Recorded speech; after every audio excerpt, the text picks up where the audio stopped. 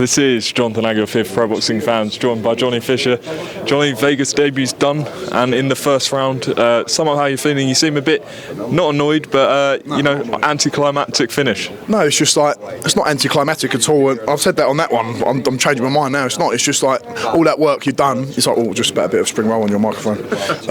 All that work's done, and it's like, it's like a relief more than anything. And it's like you always want to get a really good, clean knockout where someone's getting destroyed on the floor. But he was tough. He's a big old lump, and I think once he felt that body punch, he didn't want to know after that, and that's testament to my power. Yeah, you seem really confident with your power. You're letting your hands go, and I think there was about 7-8 unanswered punches. He was complaining a bit, but it seemed like the right stoppage degree. If you don't throw back, and I'm catching him around the side of his guard, because I knew he carries his hands like this, and you can whip him in around the sides, and I've done a few, and then I've flurried off of it, and the ref was there, and I thought, he's got to stop it at some point. You've got to throw back. This is boxing, because all it takes is one of them shots to hit him right on the temple, and it's a bad night for him. I know it's just one round, but do you take anything from that? What do you learn from that? The camp is what I take learning from.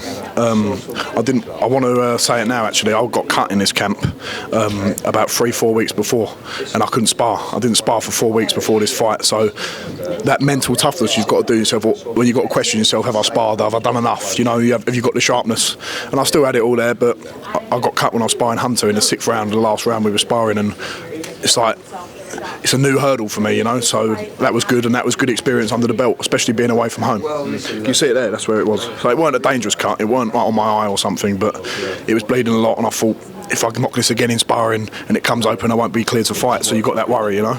So you went, what, three weeks without sparring for this? The last time I sparred was with Hunter, and that was about 3.5-4 weeks before the fight. So yeah, I basically didn't spar. I sparred twice when I came out here, and that's it. Right. So that was that playing on your mind at all, or was it tunnel vision? Not when I get into the ring or in the build-up in fight week, but it does play in your mind as you question things, don't you? That's what's part of being a sportsman, is being able to deal with them questions that are in your head. Everyone gets them, and that's a good mental hurdle ticked in my head. I can go into a camp and hardly spar and still win. You mentioned to calm Steve Robinson. That'd be a fun fight. I think he's got power. He sells a lot of tickets.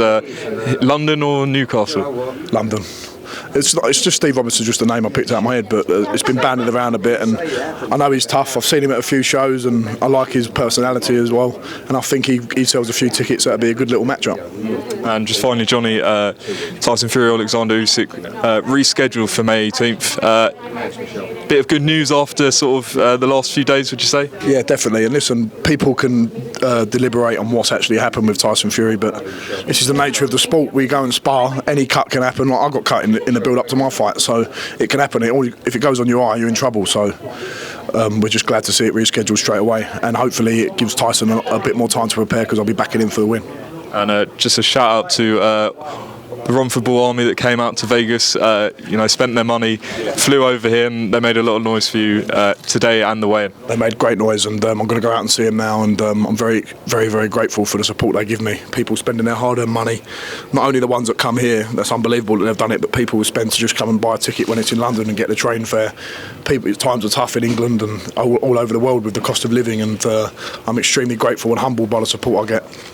Johnny, all the best, congratulations. Cheers, and we'll see you back in the UK. Cheers, mate.